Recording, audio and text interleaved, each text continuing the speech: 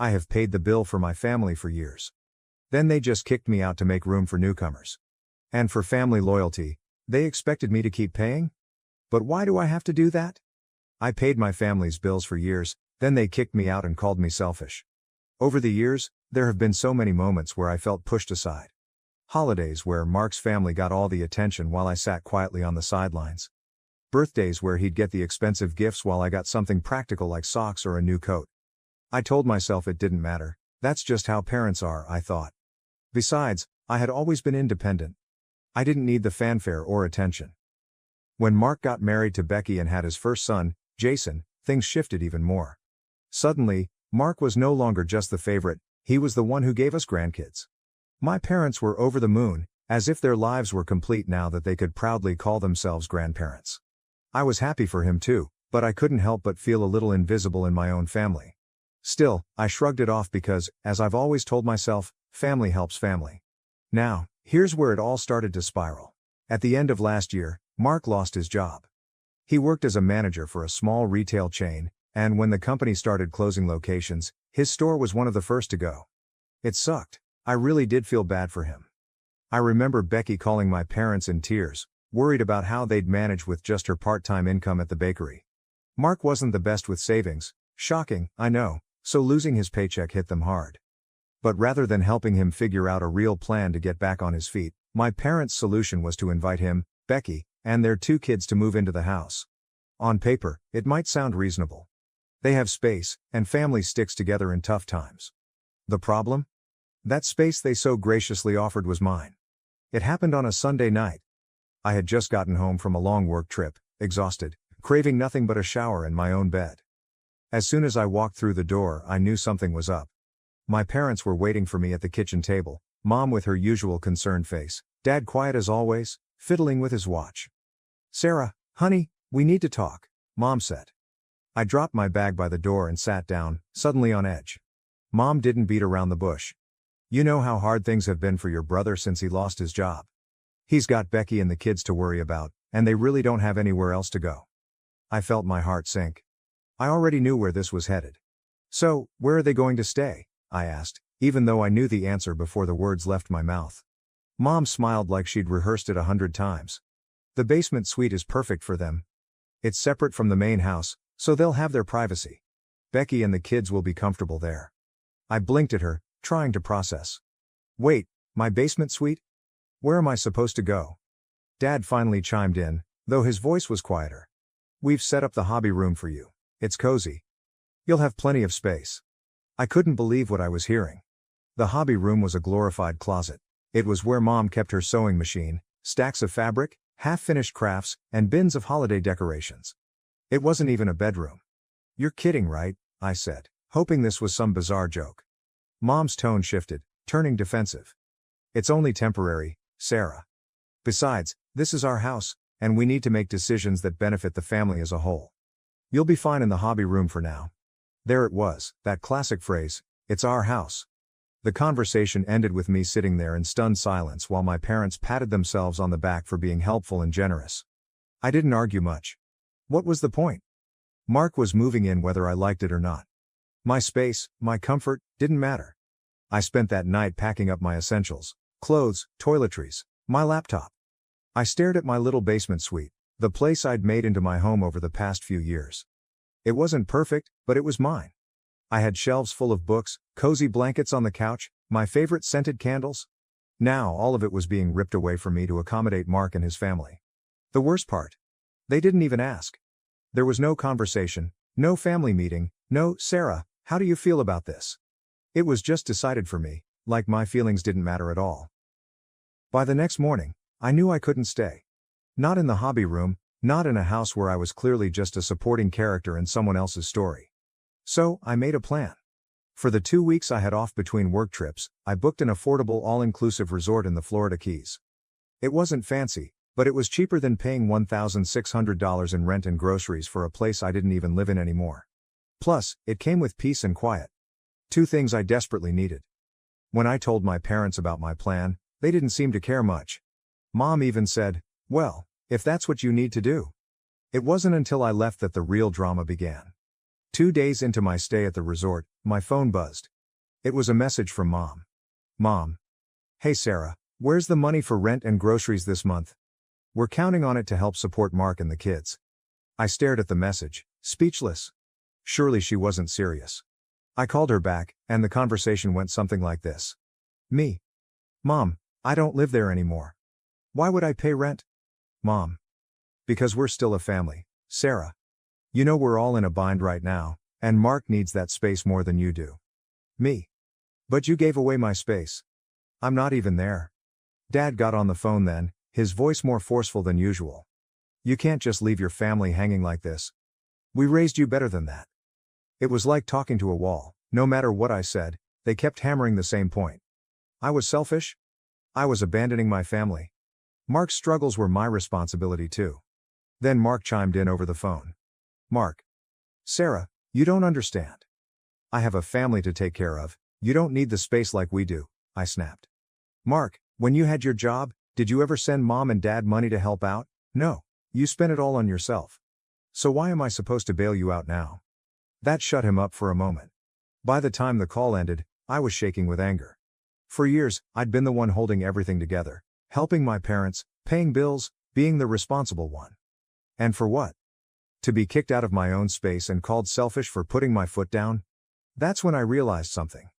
This wasn't about helping my family anymore. It was about control. They expected me to play a role I never signed up for, and when I refused, they turned on me.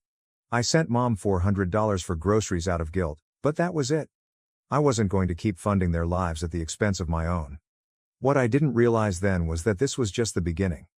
My decision to stand up for myself would send shockwaves through the entire family, and the backlash would be unlike anything I'd ever experienced. It didn't take long for things to unravel after I refused to keep paying for a place I no longer lived in. If I thought the guilt trip during that first phone call was bad, I had no idea just how far my parents and the rest of my family would go to keep me in line. The all-inclusive resort in the Florida Keys was supposed to be my reprieve, a chance to breathe and clear my head. For once, I wasn't paying $1,600 a month to live in a basement suite I'd been evicted from. The little bungalow I rented had everything I needed, a pool view, decent food, and, most importantly, peace. It felt like a taste of freedom, freedom I hadn't even realized I'd been craving for years. But that peace didn't last long. On the third day of my stay, my phone buzzed relentlessly with texts and missed calls. Mom. Sarah, we're disappointed in you. This isn't what family does. Dad. It's not fair to leave us hanging like this. Mark. Do you even care about anyone but yourself? Each message hit me like a blow. My parents were relentless, and it was clear Mark had joined their campaign to wear me down. I didn't reply to any of them at first. I told myself I needed space, that they'd calm down eventually. But the texts kept coming. Then the phone calls started. At one point, I picked up out of sheer frustration, only to be met with Mark's voice on the other end. Mark. You know what you're doing to Mom and Dad, right? His tone was accusatory, like he'd rehearsed it. They're struggling. The house is too expensive, and now they're trying to help me and my family. You're making it worse by leaving? I don't get how you can be so selfish. I couldn't believe what I was hearing. Selfish? I repeated, trying to stay calm. You took my space, Mark. I'm not even living there anymore. Why would I keep paying for something I don't have? It's not about space, Sarah. It's about family. I have kids to think about, and you don't. You should be helping out more, not running away. The audacity of it was stunning. Here was my brother, who'd spent years mismanaging his money, telling me I owed it to him, owed it to his kids, to fund their lives. I hung up. That was the only response I could muster at the time. By the end of the week, I was starting to feel like I couldn't escape. My parents might have been 1,000 miles away in Riverside, but their words followed me everywhere. Every time I checked my phone, there was another message waiting for me. The tone varied, sometimes guilt, sometimes anger, sometimes a weird combination of both. Mom. Sarah, think of Jason and Liam. They're just little boys. Do you really want them to suffer because you're being stubborn? Dad. You owe it to us. We took care of you when you were younger. Now it's your turn. Mark. You'll regret this when the kids remember how their aunt turned her back on them. It wasn't just the texts either. My extended family got involved. I started getting calls from people I hadn't spoken to in years. My Aunt Linda, Uncle Gary, and even cousins I barely knew. Aunt Linda. Sarah, honey, she said during one call. I'm sure you don't mean to upset your parents like this. They've done so much for you. Can't you just help a little longer? Mark really needs it right now. I wanted to scream. A little longer? I thought bitterly. How long was a little longer? Another month? A year? Forever? No one seemed to care that I'd already been paying more than my fair share for years. The final straw came the day after I returned from the Keys. I had just finished unpacking when there was a knock on the door of my small apartment in Columbus. I opened it, and there stood my parents. Mom looked exhausted but determined, a thick folder clutched in her hands. Dad, as usual, said nothing, though his presence loomed like a silent threat. Mom, Dad, what are you doing here? I asked, completely stunned. We need to talk, Mom said, brushing past me and walking into the living room. Dad followed her, and I had no choice but to let them in.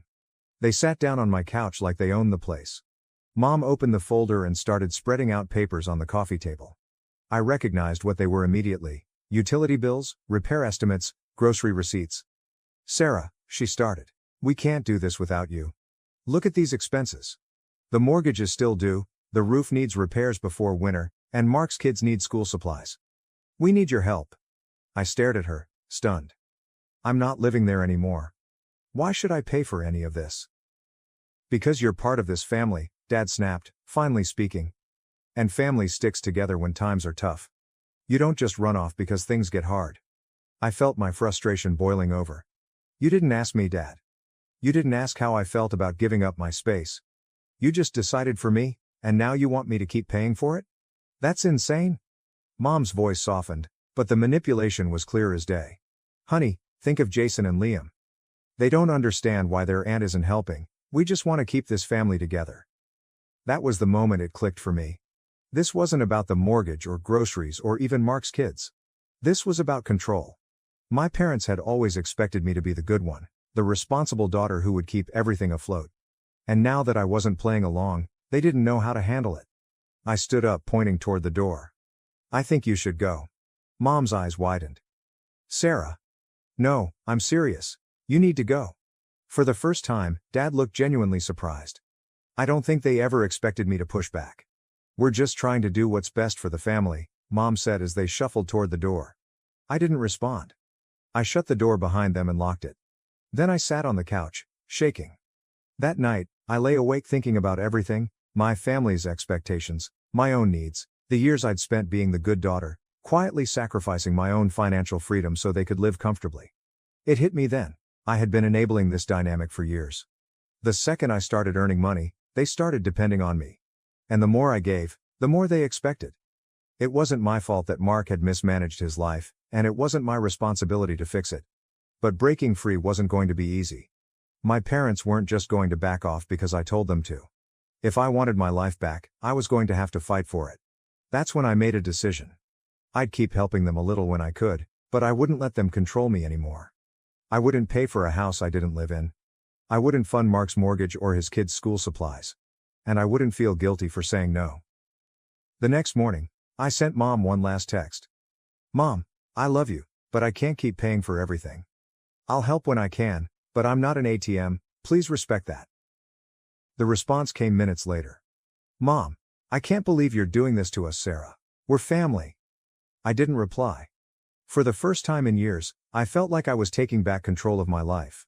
After my parents' unannounced visit and the barrage of guilt-tripping texts, I thought, naively, that I'd seen the worst of it. That maybe, just maybe, they'd give me some space to breathe. I was wrong. It turns out that standing up for yourself in my family is the equivalent of declaring war. It doesn't just cause a ripple, it causes a full-on tsunami. And in true Evans family fashion, the next phase of this war was a virtual family meeting, the kind where everyone with a phone and an opinion got a front-row seat to my crucifixion. It started with an email. Mom. Sarah, we've scheduled a family meeting for this Sunday at 3 p.m. It's important. Your aunts, uncles, and cousins will be there. Please don't miss it. That "please" was the most passive-aggressive thing I'd ever read. A whole family meeting. I couldn't believe it. Were they seriously assembling the entire extended family to shame me? Did they think a group ambush would somehow fix me? I almost didn't log in. I thought about ignoring it entirely and letting them all yell into the void. But deep down, I knew that skipping it would only fuel their narrative. Sarah's avoiding us because she knows she's wrong. So, with a sinking feeling in my gut, I set an alarm for 2:55 p.m. and logged into the video call. The screen loaded, and there they all were: my parents, my brother Mark, Aunt Linda, Uncle Gary, my cousin Rachel, and a few other relatives who only ever appeared during Christmas dinners and weddings. I scanned the squares on the screen, and it was clear from the tight-lipped expressions that I was about to face the firing squad. Mom was the first to speak, and she didn't waste any time.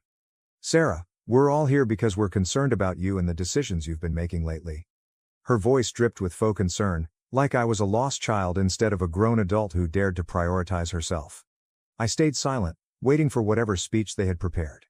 The next half hour was a blur of accusations and guilt tripping from every corner of the screen. Aunt Linda. "Sarah, we're all family here. You can't just turn your back when people are struggling. Mark and the kids need support right now. We all pitch in when times are tough." Uncle Gary. "Your parents have done everything for you. Now, when it's your turn to step up, you're acting like it's too much to ask. Family comes first." Cousin Rachel. "I get wanting to be independent, but you don't just cut off your family.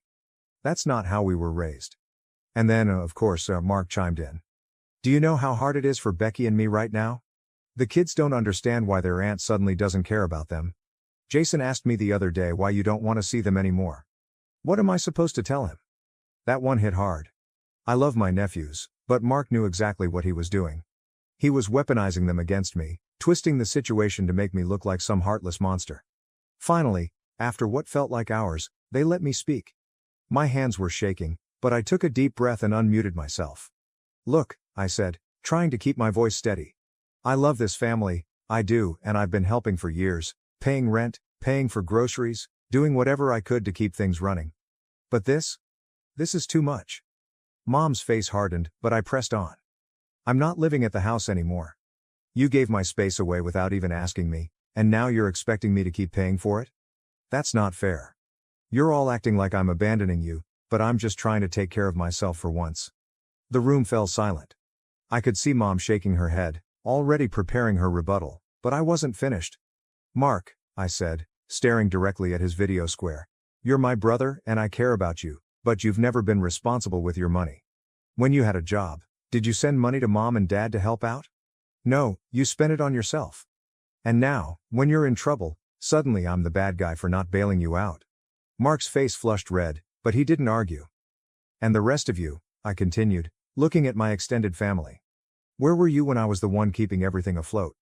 None of you had anything to say when I was paying $1,600 a month for a basement suite I only lived in half the time. But the second I draw a boundary, suddenly I'm selfish." The silence that followed was deafening. Aunt Linda looked scandalized, Uncle Gary was frowning, and my mom was on the verge of tears. Dad sat there with his arms crossed, refusing to meet my eyes. Finally, Mom broke the silence. "Sarah, we just don't understand why you're acting like this. This isn't like you." That was it, the final straw. "This is me, Mom. I'm just not the doormat you've gotten used to." I didn't wait for a response. I clicked leave meeting and shut my laptop with a satisfying thud. The text started immediately. "Mom. You didn't have to humiliate us like that. Sarah, we were trying to have a conversation. Mark. You've changed? I hope you're happy leaving your family behind. Aunt Linda. I can't believe how disrespectful you were to your parents. I ignored all of them. I didn't owe them an explanation, not anymore. But even though I felt justified, I couldn't help the gnawing guilt in my stomach. Growing up, I'd always been the good one, the responsible daughter who never caused trouble. Standing up for myself felt foreign, like I was breaking some sacred family rule. That night, I sat on my couch with a glass of wine and tried to process everything. The more I thought about it, the more I realized that this wasn't just about money or space, it was about control. My family had spent years relying on me, assuming I'd always fall in line. The moment I stepped out of that role, they turned on me. I didn't regret what I said in the meeting. If anything, it felt like the first honest thing I'd said to them in years. But I knew the worst wasn't over. My family wasn't going to back down quietly. They were just getting started. After the family meeting, I hoped things would calm down. Maybe I was delusional, but I thought that just maybe the shock of me finally standing up for myself would make them back off, give me space, give themselves time to reflect. I was wrong. If anything, my refusal to give in only turned up the heat. It was as if I'd poked the proverbial bear, And now it was clawing back with everything it had. My family didn't see boundaries as something to respect, they saw them as challenges to overcome. The guilt trips got sharper, the manipulation got bolder, and the attempts to drag me back into the fold turned downright invasive. It happened a few days after the family meeting. I was just wrapping up a client report when my coworker, Sam, popped his head into my office. "Hey, Sarah, some woman called reception asking for you. Said she was your mom. She left a message with Emily, but I think you should hear it." My stomach dropped. I followed him to reception, where Emily handed me a sticky note with a puzzled look on her face. Message: "This is Nancy Evans, Sarah's mother. We're going through a tough time, and I need to discuss some urgent family matters that might be affecting her focus at work. Please encourage her to step up. Thank you." I froze, staring at the note like it might catch fire in my hands. My mom had called my workplace. My workplace. Not to check on me, not because there was an emergency, but to leave a message suggesting I wasn't pulling my weight for the family. I felt humiliated. Furious. My face burned as I crumpled up the note.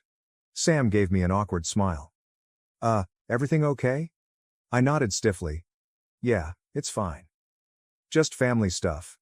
But it wasn't fine. I called my mom the second I got home that evening. "Why would you call my work, Mom? That's completely out of line." She sounded indignant, like I was the unreasonable one. "I had to get your attention somehow. You're not listening to us, Sarah. Maybe hearing it from someone at work will help you see how serious this is." I couldn't believe what I was hearing. "My work has nothing to do with you or Mark or your bills. You can't drag my professional life into this." Mom didn't even hesitate. "We're your family. We come first. You need to start acting like it." "No," I said firmly. "I don't. I need you to respect my boundaries, and I need you to leave my job out of this." "Boundaries?" she scoffed. "This isn't about boundaries, Sarah. This is about family loyalty. You're abandoning us, and you don't even see it." I hung up. There was no point in arguing. My mom was so deep in her own narrative that nothing I said would change her mind. The next day, I woke up to a slew of notifications. I didn't even need to check my phone to know who it was. Sure enough, my brother Mark had taken to Facebook. His first post was vague, just enough to stir up sympathy without giving away details. Mark Evans. In tough times, you find out who your real family is. Some people forget where they came from when it's inconvenient for them. We're doing the best we can, but it's hard when some people won't step up. The comments poured in. "Stay strong, Mark. You've got this. Family is everything. Whoever's letting you down will regret it one day. You don't need toxic people in your life. Focus on your beautiful family." The kicker, though, was a direct message from Mark himself. "Mark. Jason keeps asking why you don't visit anymore. Do you want me to tell him the truth, that his aunt doesn't care about him?" I sat there, staring at my phone, equal parts furious and heartbroken. I hated how Mark weaponized his kids against me, knowing how much I love them. But I also knew this was classic Mark. Play the victim, gather sympathy, and make me out to be the villain. I refused to reply.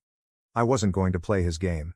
It was only a matter of time before my parents tried something else. I should have expected it. That Saturday morning, I was sipping coffee and enjoying a rare, quiet moment when there was a knock at my door. My heart sank as I peered through the peephole. There they were, Mom and Dad, standing on my doorstep with a manila folder in Mom's hand. I debated not answering. I could have pretended I wasn't home, but I knew they wouldn't leave. I took a deep breath and opened the door. "What are you doing here?" I asked. Mom didn't even wait for an invitation. She brushed past me, Dad trailing behind her. They sat down on my couch as if they owned the place, and Mom pulled out the folder. "We need to talk about finances," she said, spreading out bills and receipts on my coffee table. I rubbed my temples. "Mom, we've been through this. I'm not paying for a house I don't live in anymore." "Sarah, you don't understand," Dad said, his voice tense. "We're struggling. Mark's struggling. The roof needs to be fixed before winter, and there are school fees for Jason and Liam." "It's not just about you," I snapped. "It's always about me, Dad. It's about what I can give, what I can pay for, what sacrifices I can make to keep everyone else comfortable. Well, I'm done. I'm not your ATM, and I'm not responsible for Mark's problems." Mom's voice cracked as she shot back. "We're not asking for much, Sarah. Just $2,000 a month to help with the basics. Is that really so unreasonable?" I stared at her, stunned. "You think $2,000 a month is not much?" Are you hearing yourself right now?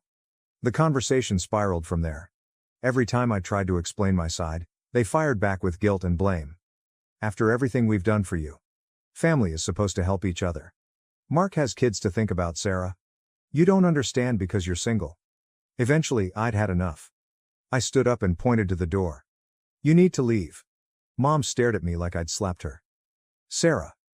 Now, I said firmly. Dad muttered something under his breath, but they gathered their things and left, slamming the door behind them. Once they were gone, I sank onto the couch, feeling like I'd run a marathon. My head was pounding, and my chest felt tight. I couldn't stop replaying the argument in my mind, my mom's tears, my dad's disappointment, the way they made me feel like I was failing them. But deep down, I knew I wasn't. I was just tired. Tired of being the one who always had to fix things. Tired of being the good daughter who sacrificed everything for everyone else.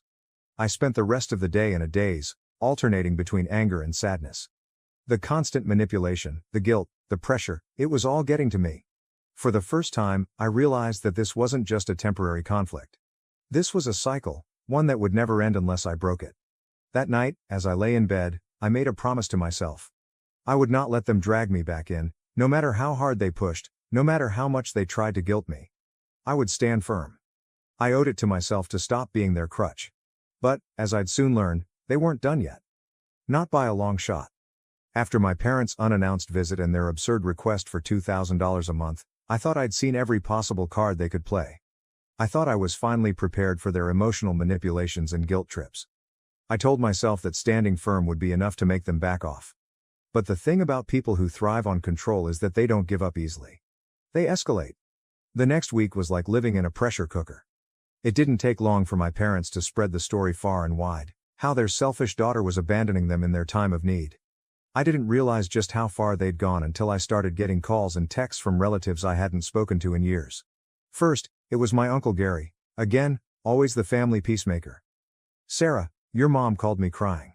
She's heartbroken about everything that's happening. I get that you're upset, but can't you just compromise a little? Family is more important than pride.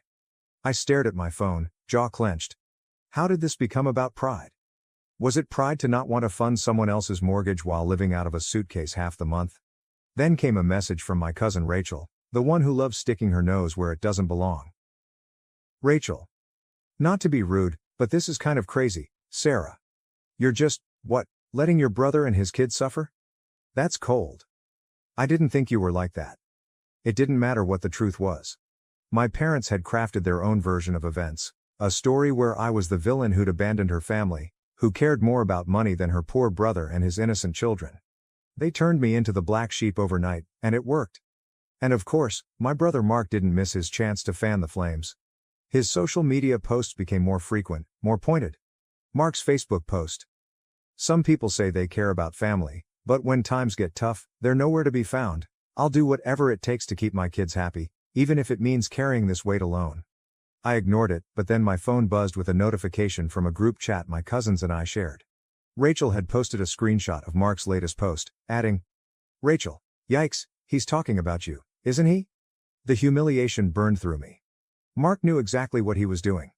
He was framing himself as the struggling hero, the father who never gives up, while painting me as the heartless, selfish sister who refused to help. His friends and random acquaintances flooded the comments with sympathy and encouragement. No one knew the truth, and Mark? He didn't care. Just when I thought things couldn't get worse, my mother crossed another line. It happened on Tuesday morning. I was in the middle of a conference call when my boss, Tom, knocked on my office door. He looked uncomfortable. Sarah, can I talk to you for a minute? I muted my call and nodded, feeling dread settle in my stomach. Tom closed the door behind him and sat down across from me. Your mom called the office again, he said carefully. She didn't speak to me directly, but she left a message with reception. I felt my face flush with embarrassment. I'm so sorry. I'll handle it. Tom held up his hand. It's okay. Family stuff happens. I just wanted to make sure everything's all right. If there's something you need time off for, just let me know. There's nothing going on, I said quickly, my voice sharp. I hated that my mom had dragged my professional life into her mess. I'll make sure it doesn't happen again. Tom nodded and left, but the damage was done. I felt humiliated. I sat at my desk for a long time, staring blankly at my computer screen. My work was the one place I'd managed to keep separate from my family's chaos, and now she was invading that too. By the end of the week, I was emotionally drained. The texts, the phone calls, the gossip, everything felt relentless. I couldn't go a single day without someone trying to intimidate or guilt-trip me back into submission. My parents were pushing harder, my brother was weaponizing his kids, and the rest of the family had taken sides. And then the final blow came. Another unannounced visit. It was Saturday afternoon. I had just finished cleaning my apartment when I heard a knock on the door. My heart sank. I didn't need to look through the peephole to know who it was. I opened the door to find Mark standing there, his arms crossed, a scowl on his face. "Mark, what are you doing here?" He didn't waste time with pleasantries. "We need to talk, Sarah. This has gone on long enough." I crossed my arms and blocked the doorway. "No, Mark, we don't need to talk. You need to leave. You don't get to just walk away from your family," he said, his voice rising. "Jason and Liam don't understand why their aunt doesn't care about them anymore. You're breaking Mom and Dad's hearts. You're breaking mine." Something inside me snapped. "No, Mark, I'm not the one who walked away. You did that when you decided it was my responsibility to clean up your mess. When you decided I owed you something just because I worked hard and made better choices. I'm done carrying you." Mark looked stunned, like no one had ever spoken to him that way before. For once, he had no comeback. "Go home, Mark," I said quietly. "Take care of your own family. I'm done." I closed the door in his face. For a moment I stood there, shaking, half expecting him to knock again or yell through the door. But he didn't. I heard his footsteps retreating, and a wave of exhaustion crashed over me. That night, I sat on my couch, staring at the wall. I thought about everything that had happened over the last few months, the eviction from my basement suite, the endless guilt trips, the invasion of my workplace, the lies Mark spread online. It wasn't just that my family was asking for help.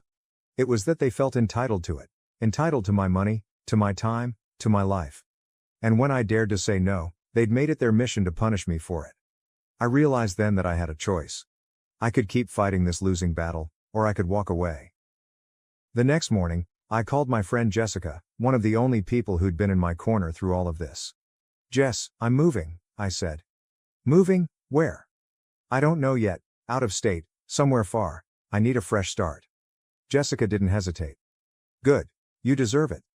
Do it for you, Sarah." Over the next 2 weeks, I put the pieces into motion. I applied for a job transfer within my company and started searching for apartments in a city I'd always wanted to visit, Charlotte, North Carolina. It was far enough to give me space but close enough that I wouldn't feel like I was running away completely. The day I packed up my car and left Columbus, I didn't tell my parents. I didn't tell Mark. I left a short note on the kitchen table at my old house. "I love you, but I can't keep living this way. I hope you understand one day." I don't know if they ever will. Driving down the highway toward Charlotte, I felt a strange mix of emotions: grief for the family I'd had to leave behind, anger for the way they treated me, but also relief. For the first time in years, I felt free. Free from guilt, free from obligations that weren't mine, free to start over. As the miles stretched out behind me, I realized that I wasn't running away. I was choosing myself. And for once, that was enough.